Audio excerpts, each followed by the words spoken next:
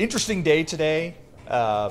Mayor Pete Buttigieg dropping out, Tom Steyer dropping out. You put so much into Super Tuesday. Yep. Does it help? Does it hurt? And do you have to win a state on Tuesday? Look, I don't think Tom didn't have a big following. Spent a lot of money, worked very hard, and I was actually with him today at a church in Selma, Alabama. He came. And Pete, at the beginning, won a couple of states, or tied anyways, and then didn't seem to be able to put it together. So I don't think either of those really changed the dynamic of who's going to vote for whom. Sanders seems to be ahead in a lot of states. I think that if Sanders were the candidate, Trump would kill him and would just have him for lunch, because the public's not ready for his kind of revolution. And the Senate would stay red, and the House would flip to red, and some of the downstream state houses would go red. And so you'll have a lot of gerrymandering, but most importantly, you will have judicial appointments where the impact of them lasts for decades. And it's a good bet that you'll have 2 new Supreme Court justices in the next year or two. Breyer talks about retiring, and Ginsburg is, obviously getting older.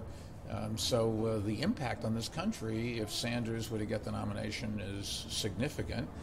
I think that I have as good a chance as anybody else to come in second. Whether you'll ever get a majority, it's hard to see that. But in a convention where nobody has a majority, my argument to everybody would be, look, I can beat Trump and nobody else can.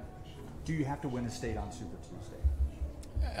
No, you have to get delegates. I mean, this is, it sounds good you want a state, but it really doesn't matter. It's the number of delegates you take into the convention.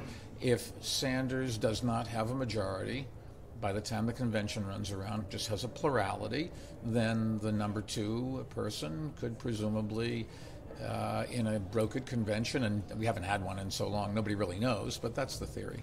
Talk about coronavirus. Obviously, worldwide issue, but in San Antonio, we have 11 confirmed cases that are here. It's hard to see you not having a lot more throughout the world. This is something that seems to be easily transmittable, and while people might be careful who they shake hands with and who they kiss and talk to, the bottom line is you see it overseas moving in this direction, and wherever it starts, it seems to grow for a while. There are a lot of people that have accused you of trying to buy this election, and when you talk about coronavirus, you're on the national networks tonight with an address. Well, the only ways I can get a message out is through television and social media.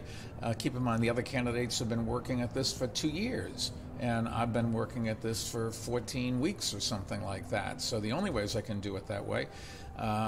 Somebody said to me, you're spending a lot of money and it's not right. And I said, well, I'm spending it to get rid of Donald Trump. And the guy said, oh, spend more, spend more. So, I haven't taken a dime from anybody else. I'm doing it all myself. I did it 3 elections in New York. When people came into City Hall, they went to the city council side. They never came to my side because they knew they wouldn't get any favors. I think that somebody with I'm so lucky, I've made an enormous amount of money, and investing it in this country, I think is a pretty good idea to replace Donald Trump. And, and if I don't, I've wasted my own money. I haven't hurt anybody else. But I'm a big believer that this country needs to change who lives in 1600 Pennsylvania Avenue, and they need somebody who is not a legislator, because we've been done that every time. They pass bills, they never get funded, they never get implemented, nobody ever checks to see whether you deliver the services that the bills call for.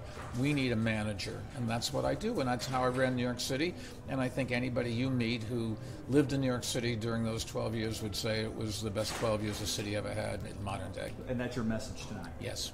Thank you. You're welcome. Appreciate that. All the best. Thank you.